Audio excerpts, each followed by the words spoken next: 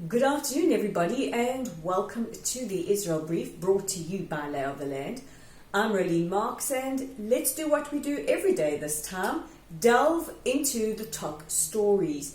Today's top story is quite extraordinary. It follows an article written by the Chief Rabbi of the United Kingdom, Rabbi Ephraim Mervis, just ahead of the elections next month, appealing to British people of conscience to please vote with their conscience and to please heed the call of the UK's Jewish community, who really fear for their futures should the UK party leader Jeremy Corbyn win the election and the Labour Party comes to power. The Labour Party has been criticised over the last year for an alarming number of anti-Semitic incidents and accusations from within the party, and it seems that the leader Jeremy Corbyn is either unwilling or really would not deal or acknowledge the problem with anti-Semitism, or is in denial about anti-Semitism and refuses to fix it. It has resulted in a number of Labour Party MKs being expelled from the party or leaving the party, and Jews of the United Kingdom really fearing for their lives. And in something quite extraordinary today, both the Church of England and the Muslim Council of Britain have come out in support of Rabbi Mervis.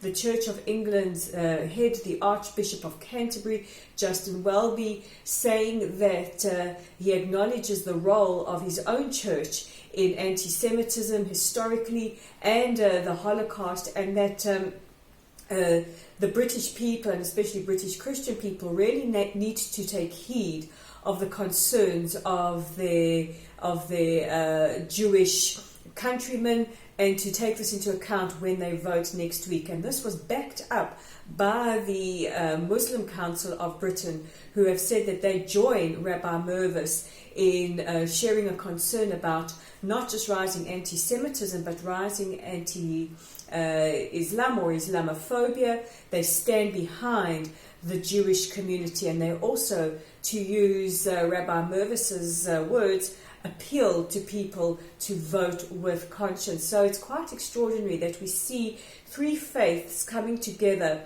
to warn against anti-Semitism in the United Kingdom, and especially the anti-Semitic sentiment within the UK Labour Party.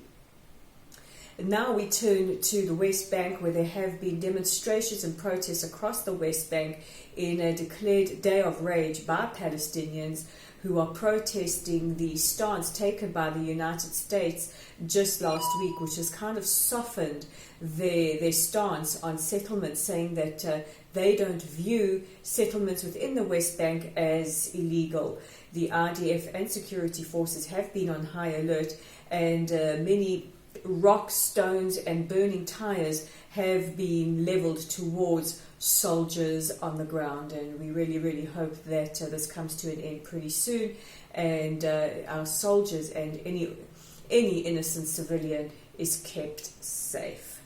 And it wouldn't be an Israel Brief without discussing what on earth is happening with our government. Well, apparently, as we speak, there are secret talks going ahead. Well, I don't know how secret they are if we know about them, but anyway, apparently there are talks towards forming a kind of unity government, and one of the points for discussion is the possibility that Prime Minister Netanyahu, although he is facing indictment charges, could continue as Prime Minister for a few months, then be followed by Kahol V'Levan, or the Blue and White Benny Gantz, for a period of 2 years, and the remainder of the time would be served by a Likud member of Knesset. So let's hope, whatever it is, they get it out sorted pretty soon, and Israel will have a formal working government. So those are the top stories making headlines today across the country. And we'll bring you tomorrow's headlines, same time, same place. But in the meantime, if you want to read some of our content, you can head on to our website. It's www.layoftheland.online. We have some lovely articles. The one is about coexistence in the south of Israel, and the other is written by an Ola, or recent immigrant, who says she has learned 7 things in 7 months. And if you missed it on our website, don't worry, you can catch it on our Facebook page at Lotl Site. While you're there, give us a like, give us a follow. Also, invite your friends to like us or follow us and share our content.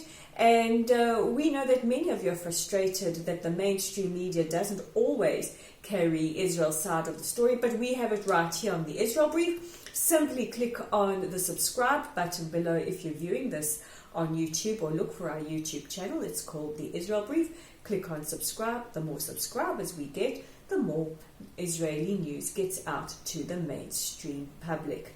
I'm Rolene Marks with today's edition of the Israel Brief. We'll chat again tomorrow.